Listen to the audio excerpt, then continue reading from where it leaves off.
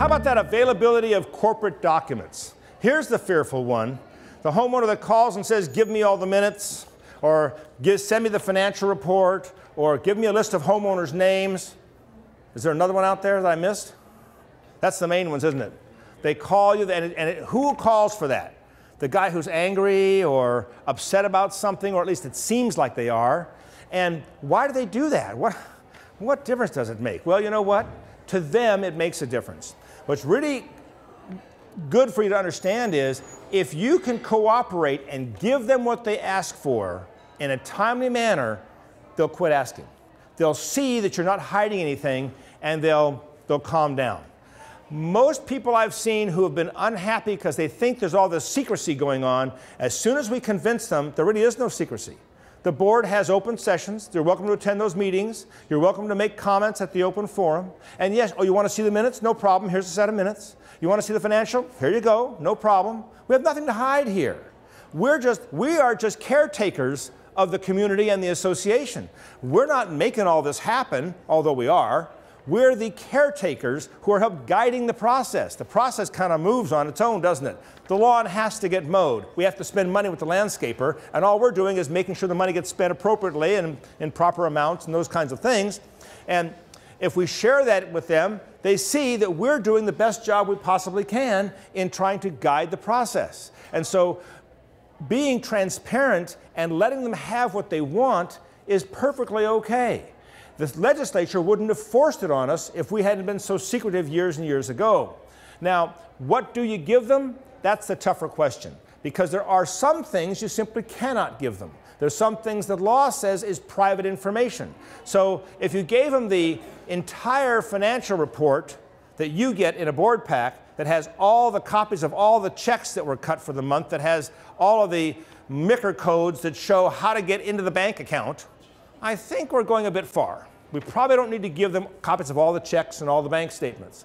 But your manager can help guide you as to what documents are appropriate to give, and then all you have to do is recognize that when the homeowner calls the manager and says, I want to see this, the manager hasn't got the authority to just hand it to him.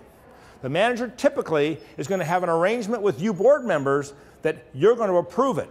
Now, you can do that one-time blanket at the start of the year in your organizational meeting to start out, and you elect your officers of the corporation.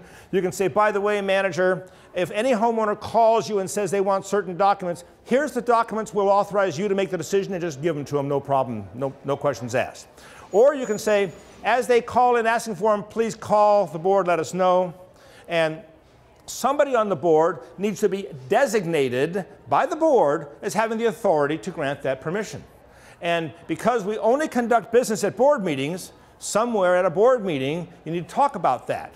Who's going to have the authority to make those kinds of decisions? And again, we're not trying to hide the information from them, so when they first ask, the manager is going to say, well, okay, thank you. I'll forward your request on to the board. The board's not going to meet for 2 months. It may be a while before you get it, unless you, by chance, have somebody designated to approve it. My suggestion is set it all up in advance. Plan what documents you want to let them be able to see, and then have your manager be aware of that. So when the homeowner calls, there's no questions, no back and forth conversation. You simply get it to them. Now, Bill, that's not the right statement, so I'll correct you on that one. What he said was, and I think most of you feel the same way he does, a document you don't give them is a list of all the homeowners.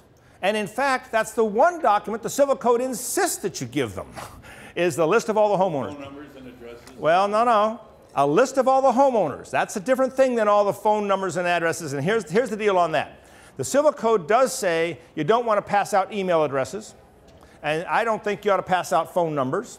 In fact, if you gave them a list of their unit number or their address and their name and a mailing address, not necessarily the mailing address, you've qualified it. So if you give them the address of where they live, providing you can receive mail at that address, and they probably can, and you give them their name, you've qualified giving them the list. You don't want to give them a list including phone numbers and email addresses without getting permission from those people to do it. Now, the Civil Code is very clear on one thing. If a homeowner opts out, says, I don't want my information disseminated, you still have an obligation to pass out the list, but all you're saying is Mr. Homeowner or Mrs. Homeowner lives at this address. That's all you're giving them. You're not giving them any private information. If your association is one of those who, in the effort of being neighborly, which is what I'm recommending here, they want to build a directory of homeowners that we can share with our neighbors so we can become more friendly and get to know one another, what a great idea. You may want to include email addresses and phone numbers, but on that one, the law says if a homeowner has opted out, you need to be sure their name is not included. What it does not say is you have to ask them first. Well, let's see now. They can say they don't want it there, but I don't have to ask them if they do want it there. That's kind of a problem with that, I think. I think we're much better off to ask them first. We're going to publish a directory. We'd like to include you. Is it okay if we do that? And they come back and respond to that. And if they don't, I would structure it such that if they don't respond, that's an assumed yes. If they do respond, it'll be the negative, and that'll make that much easier for you. If a homeowner says, I want to opt out, what am I opting out of? They're opting out of your publishing their address on a mailing list. A directory of homeowners being published stops anybody from calling you and saying, I want a list of homeowners. It's already there. It also makes the neighborhood more neighborly. Now, who is the one who asks you for the list? The cantankerous guy who's unhappy about something, who wants to broadcast his bad news. Is that the one you hear from most often? I suspect that's the case. And the next thing you have to do is understand that there are rules that you, board members, are governed by as to passing out the list. They are allowed to ask for the list. They must ask for it in writing. And then you, in turn, must respond within 10 days. We're not even going to meet for 30 days. In fact, we may not meet for 60 days. How am I going to make all this happen in 10 days? You're going to set up a procedure in advance so you have it laid out how it's to be done. And then make sure your manager is aware of that. But more than that, you want to be sure when that request comes through that somebody has a conversation with the requester that asks the question specifically, what do you intend to use it for?